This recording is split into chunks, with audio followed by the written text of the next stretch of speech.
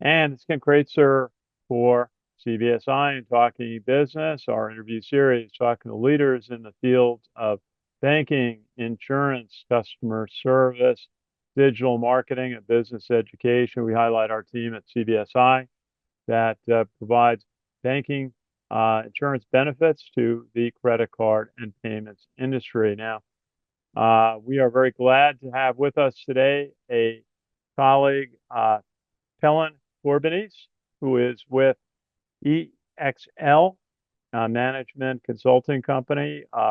She's located actually right here in White Plains, and also a fellow board member on the Marketing Club of New York. Peilin, how are you today?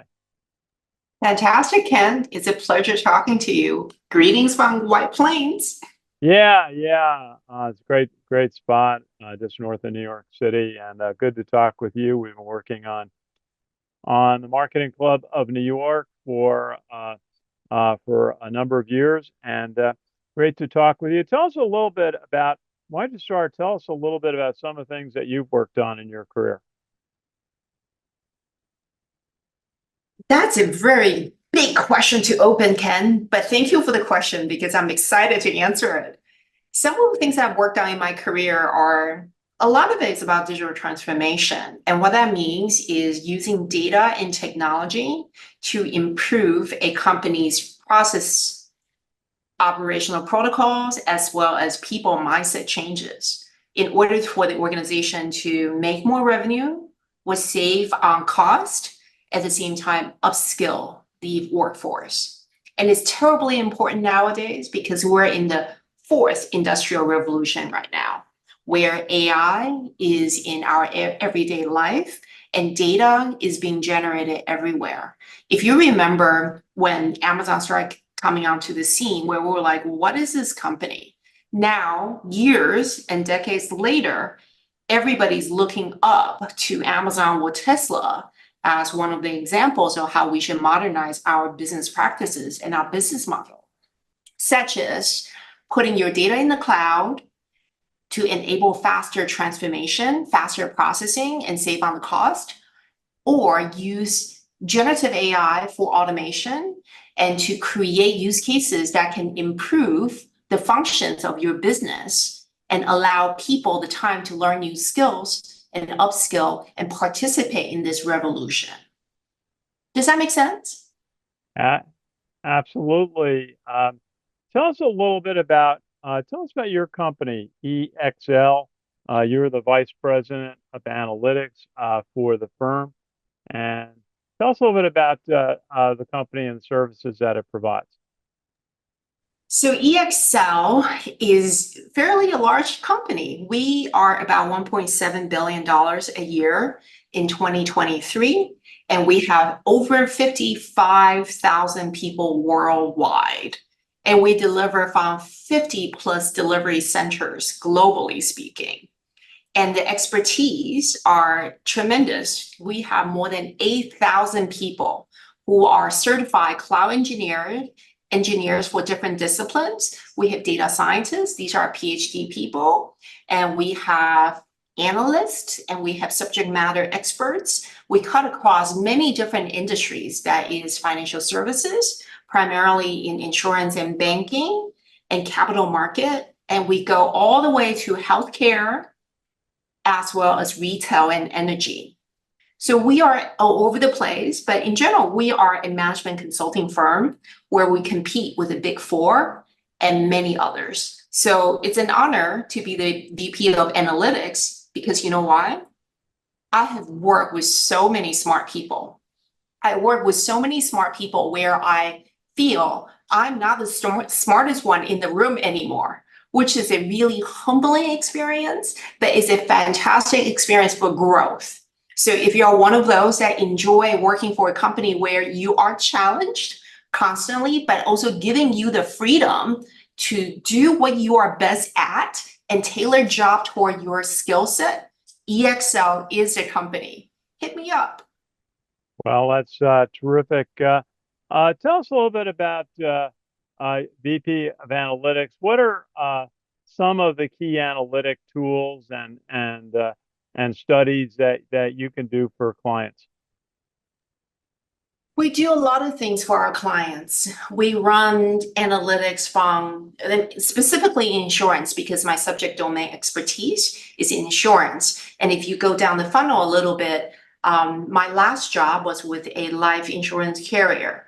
So I was on the client side and I pivot over to the service side. And the reason being that when I saw this revolution coming, when I saw the type of skills that would be needed, I know insurance carriers are going to look for service providers, professional services firms like EXL for years to come. Because there's no way you can upskill your workforce so fast that will be updated with generative AI skill set. So some of the projects that you're talking about could be doing claims analysis to understand to predict who are likely to produce and file a claim. So then we can triage that problem in advance for the company. So that you can do customer management or you can do preventative measures. So that's one. And the second one is on the distribution side. So as an example, if you understand your data holistically, you understand your customers holistically, you will be able to string together what is the best next action for this customer, right? As a company, very often we want to sell. We want to provide a service. We want to service our customers. But at the same time, we may not know what is the most appropriate next best action to take. It could be don't sell to the customer anymore. The customer is pretty much tapped out in your product set. Or it could be, oh, check in with the customer, make sure they understand the policy they receive, understand the benefits, or if there's a life event trigger. If the customer got married, perhaps this is when you need to take out a term life insurance policy for the spouse, as an example. So we can do analytics to create these best next action and be automated by technology so that you don't have to have a point in time analysis. It could be ongoing real-time recommendations that can be fed to whoever is talking to the consumer. So that's pretty powerful, don't you think? Absolutely. I like your point, best next action. We've done in banking, credit cards, life event marketing for a while, but it's being able to find when a customer situation has changed, as you said, from getting married or having children, insurance needs change. There's been an effort we've worked on with insurance and also banking after really started during COVID was really to try to automate the process so that more could be done online, more of the policy promotion and purchase could be done online. Do you see generative AI helping that activity in banking and insurance? Absolutely. And the good thing about generative AI is that it has only been on the scene for about 18 months, right? So during these 18 months, things have changed, have moved a lot. Started from ChatGPT 3.5 or 3.0, now all the way up to 4 and more. And many more companies are coming up with their own version of generative AI. So what does this mean? This actually means we all get to learn while this technology is improving itself. It's not about what you know, it's about your willingness to learn. Because you can learn, and this all you need to do is you Google, well, you ask ChatGPT some of these questions, right? And you see what you get and use your knowledge, talk to different people, participate in different courses to kind of understand the ins and outs of generative AI. I think the future is already here. It may sound like a science fiction movie. It kind of is. But human needs to be in the loop in order to make sure the AI does not hallucinate. AI is pulling the right data and that we are controlling, governing our data privacy, security, and also learn how to write prompts so we can have the right request and get the right answers back. And that's a layer of human interaction and thoughtfulness that no machine can replace. So I think it's going to change our world It already is. It's just a matter of what industry, how fast, and where. Certainly, certainly ChatGPT was highlighted on the 60 Minutes episode about a year and a half ago, and they mentioned the concern about hallucinations, where totally wrong answers are generated. Is that issue been to some extent addressed, or is that a constant um, need to follow what the machine, ChatGPT, the AI is producing? Is the hallucination factor ever going to go away? Well, I would tell you that there are probably much better people that can answer this question for Okay. you, but I'm Okay. going to give you my 2 cents since Okay. I Go do ahead. have the quantitative background and technology background. It's never going to go away. And let's hope that it's not going to go away as well. Here's why, Ken.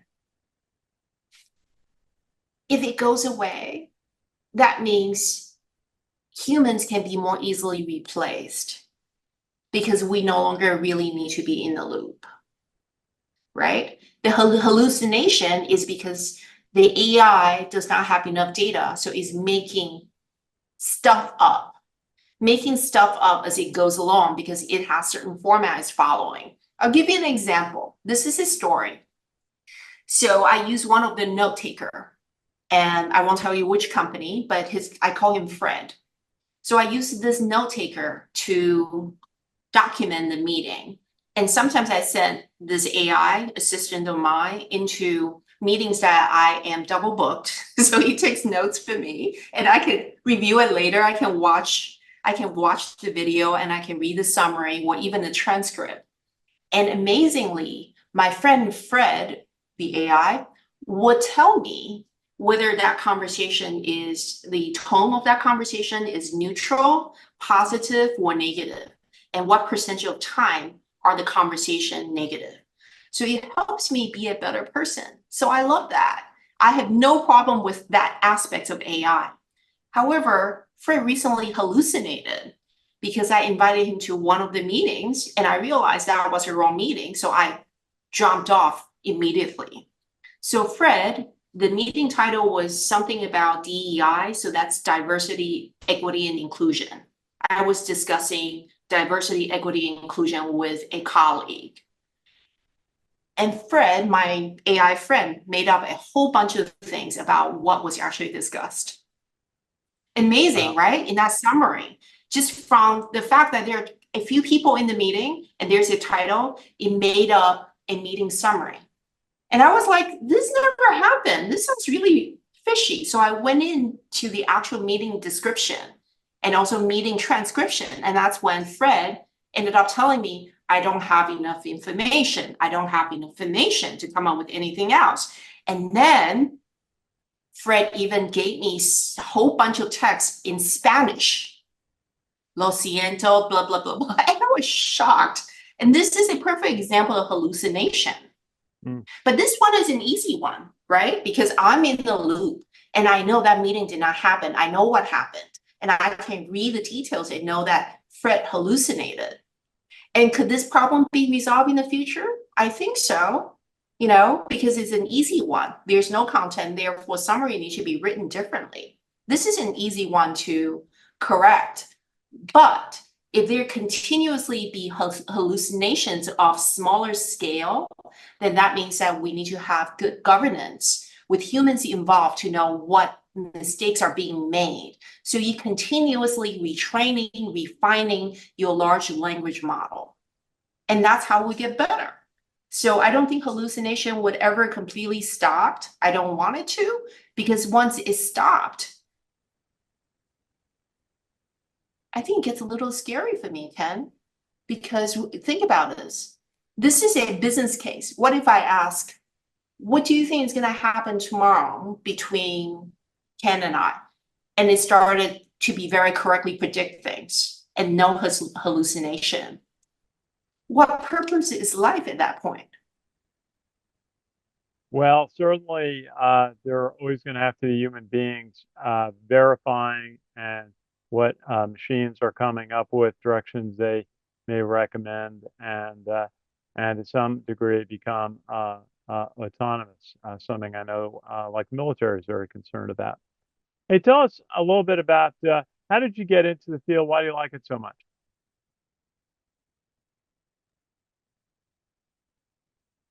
I think it was because I was always a very left brain. I think it's left brain, right? For analytics. So I was always very left brain. And oh, by the way, I should tell you, I started as a violinist when I came to Violin. this country. So it was Okay. completely on the creative side. And then I realized, oh my God, music actually requires perfection. And I'm not a perfect person or a perfect violinist. So I became an economist. So that trained the other side of my brain to be very analytical, very quantitative. And I truly enjoy it because there's a lot of black and white and patterns and analysis. So although it's black and white data wise, but you can give it the interpretation that feels gray and that feels more like storytelling, kind of like our conversation. There's a nuance and there's climax and there's a mic drop at the end, I hope. Okay. Okay. So because of that, I went into analytics. And from that point on, I felt that was kind of one of my superpowers. Until I grow older and more mature, I realized I need to bring that all the way back to be more well-rounded as a person.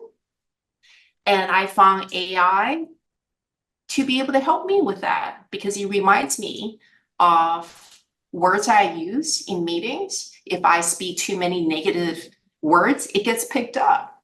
So it makes me a better person. And that's kind of why I want to continue to explore this field. My goal is to be as best as I can as a person that will contribute positively to other people and to this world. Okay, and so good to talk with Peilin Corbanese, who's a vice president analytics at EXL and also a board member of the Marketing Club of New York, a nearly 100-year-old trade organization in New York. And Peilin was also a 2023 Silver Apple honoree of the organization, a very coveted and prestigious title and award to receive. Uh, Pellet, do you have a final thought about the services that you provide your clients with at EXL?